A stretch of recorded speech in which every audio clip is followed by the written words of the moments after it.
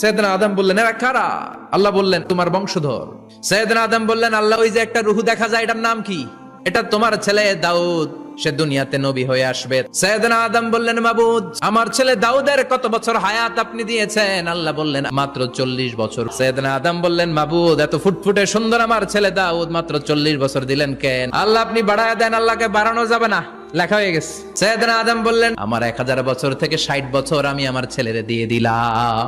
আর আদম আলাইহিস সালাম পেয়েছিলেন 1000 বছর, 60 কমে গেলে রইল কত? 940 বছর পৃথিবীতে থাকার পরে মালাকুল মাউত চলে এসেছে, এসে বলল, জিইতু আন আকবাদা রূহাক, রূহ কবজ করতে আসছি। আদম আলাইহিস সালাম বললেন, রূহ কবজ করতে আসছো মানে? আমি বাঁচবো তো 1000 বছর।